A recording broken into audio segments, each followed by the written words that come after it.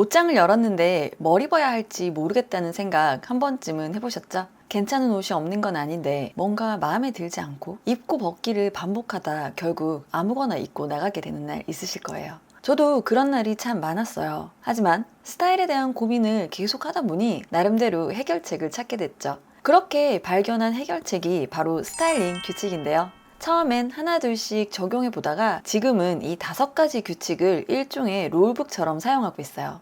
덕분에 옷 고르는 시간은 줄고 스타일은 점점 안정감을 찾게 됐죠. 오늘은 정말 옷 입기 쉬워지는 이 5가지 규칙에 대해 이야기해 보려고 해요. 오늘도 함께 보시죠.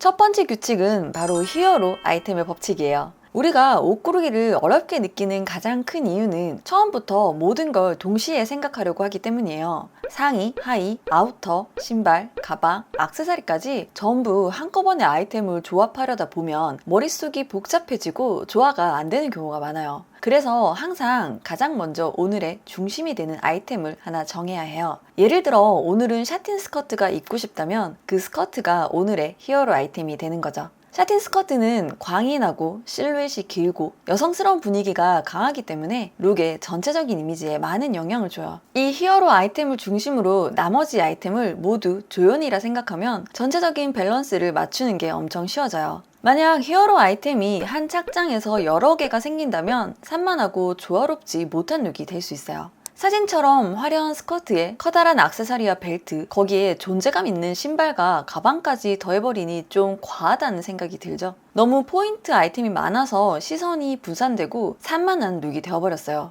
반면 오른쪽 사진은 화이트 팬츠가 히어로 아이템인 착장으로 나머지는 블랙으로 통일하고 거기에 긴 목걸이로 포인트를 줬어요. 그리 힘을 주지 않았지만 훨씬 세련되고 룩의 통일성도 있죠. 막연히 오늘 뭐 입지 생각하기보다는 룩에서 중심을 하나 잡은 후에 내가 고른 이 히어로 아이템을 어떻게 돋보이게 해줄지 한번 생각해 보세요. 그러면 스타일링은 훨씬 명확해지고 옷 고르는 시간도 훨씬 줄어들 거예요. 두 번째는 시그니처 스타일을 만드는 거예요. 제가 스타일링 코칭을 할 때 꼭 제안드리는 것이 바로 시그니처 스타일인데요. 시그니처 스타일은 어떤 한 사람을 떠올릴 때 함께 떠오르는 스타일을 말해요. 쉽게 말해 나를 대표하는 무드라고 할 수 있죠. 예를 들면 패션 디자이너 캐롤리나 헤레나 같은 경우에는 셔츠에 스커트를 공식처럼 입고 다녀요. 어딜 가든 늘 깔끔하고 단정한 셔츠에 여성스러운 스커트를 입은 모습을 많이 볼 수 있죠. 보그 편집장인 안나 윈투어는 원피스를 즐겨 입고 마른 몸을 보완할 수 있도록 트위드 같은 도톰한 조직의 텍스처가 있는 원단이나 화려한 패턴이 있는 옷을 입은 모습을 많이 볼 수 있어요.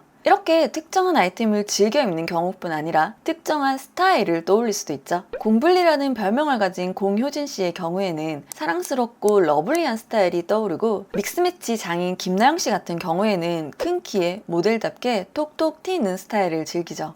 꼭 옷 스타일에만 한정될 필요는 없어요. 윤여정 씨 같은 경우에는 본인만의 스타일도 스타일이지만 블랙 앤 화이트 같은 무채색, 그 중에서도 특히 블랙을 잘 활용해요. 그녀만의 시그니처 컬러라 할 수 있겠네요. 저 같은 경우에는 셔츠를 워낙 좋아해서 청바지에 셔츠, 스커트에 셔츠, 반바지에 셔츠, 셔츠에 가디건이나 자켓을 레이어링 하는 등 셔츠를 중심으로 스타일링을 많이 해요. 그래서 스타일링 시 딱히 입고 싶은 옷이 없으면 그냥 셔츠를 골라 입고 거기에 어울리는 또는 그날 기분에 따라 하의를 고르죠. 그래서 스타일링 하기가 참 쉬워요. 그럼 이 시그니처 스타일은 어떻게 찾으면 될까요? 패션 관련 사진을 보면서 마음에 드는 룩을 10장 정도 모아보세요. 그런 다음 스타일의 공통점을 찾아보세요. 실루엣이 비슷한지, 색감이 비슷한지, 또는 특정한 아이템이 반복되는지. 이렇게 공통점을 찾고 나면 내 옷장에서도 그 요소를 기준으로 스타일링을 하면 돼요. 그렇다고 매일 시그니처 스타일만 입을 필요는 없어요. 한 가지 스타일만 계속 입다 보면 금방 지루해질 수 있거든요. 다만 무슨 옷을 입어야 할지 모르겠고 오늘은 어떤 옷도 크게 땡기지 않는다면 묻지도 따지지도 말고 그냥 시그니처 스타일대로 입는 걸 추천드릴게요. 세 번째는 조금 감성적인 이야기일 수 있어요. 바로 플레이 드레스 업인데요.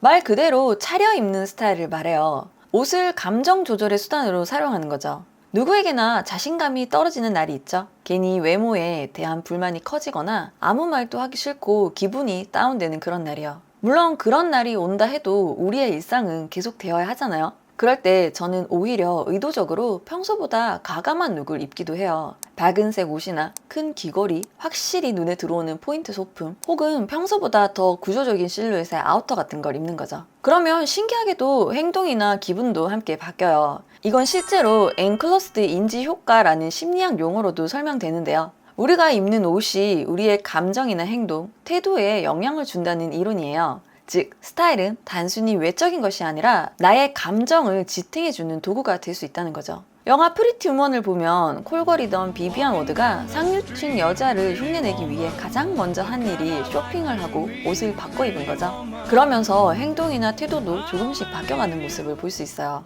멀리 영화까지 가지 않아도 바쁜 아침 손에 잡히는 대로 대충 옷을 입고 나간 날은 하루 종일 기분이 좋지 않은 경험 하신 적 있죠. 반면 내 스타일이 마음에 쏙 드는 날은 왠지 기분도 좋고 저녁에 약속도 잡고 싶고 그렇잖아요. 기분이 우울하고 다운되는 날이 온다면 평소 룩보다는 약간의 과감한 도전을 한번 해보세요. 자신감을 얻을 수 있어요. 네 번째 규칙은 텍스처 매칭이에요. 스타일은 색이나 디자인뿐 아니라 질감에도 큰 영향을 받아요. 예를 들어 가죽 신발을 신었다면 가방도 가죽으로 맞춰주면 룩 전체가 더 완성도 있어 보이고, 니트 상의에 니트 모자 혹은 울 느낌의 머플러를 더하면 더 포근하고 따뜻해 보여요. 텍스처 매칭은 쉽게 말해 비슷한 질감들끼리 조화롭게 연출을 해주는 건데요. 겉으로 보기에는 잘 티가 안 나지만 실제로 연출해보면 굉장히 세련된 느낌을 줄 수 있어요. 특히 여러 아이템이 섞여 있을 때 같은 질감끼리 만나면 훨씬 자연스럽고 정돈된 인상을 줄 수 있죠. 옷장 속 옷들의 소재를 한번 정리해보세요. 면, 린넨, 가죽, 울, 내가 많이 가진 질감에 맞춰 새로운 매치를 시도해보세요. 무척 신선한 조합이 나올 수 있어요. 마지막 다섯 번째는 3컬러 룰이에요. 코디할 때 너무 많은 색을 사용하면 자칫 산만해 보이기 쉬워요. 그래서 저는 전체 룩에 사용하는 색을 3가지로 제한해요. 여기서 무채색은 0.5개로 계산하는 것도 팁이에요. 예를 들어 화이트, 블랙, 베이지 조합이라면 화이트 0.5, 블랙 0.5, 컬러 1개로 계산해서 무채색 1개, 컬러 1개, 총 2개의 컬러인 셈이죠. 이렇게 색을 정리하면 스타일의 조화가 훨씬 좋아지고 코디가 단정해 보여요. 나만의 컬러 조합을 몇 가지 정해보세요. 고민도 줄고 옷장도 효율적으로 사용할 수 있어요. 자, 오늘도 핵심 정리해드릴게요. 옷 입을 때 알아두면 좋은 스타일링 규칙 5가지. 첫 번째, 히어로 아이템을 고르세요. 주인공 아이템을 하나 정하고 그 아이템을 중심으로 다른 아이템을 고르세요. 훨씬 옷 고르기가 쉬워요. 두 번째, 시그니처 스타일을 만드세요. 나의 이미지를 만들어줄 뿐 아니라 마땅히 입고 싶은 옷이 없을 때 가장 쉽게 스타일링 할 수 있어요. 세 번째, 감정적으로 우울하거나 힘든 날 드레스업 해보세요. 옷은 감정을 조절하는데 큰 영향을 끼쳐요. 활용하지 않을 이유가 없겠죠. 네 번째, 같은 소재끼리 텍스처를 매칭해보세요. 룩의 완성도는 올라가고 세련된 인상을 줄 수 있어요. 다섯 번째, 3컬러 룰을 지키세요. 한 착장에서 컬러는 3가지 이상 들어가지 않아야 조화로운 룩을 연출할 수 있어요. 무채색은 0.5개로 계산하세요.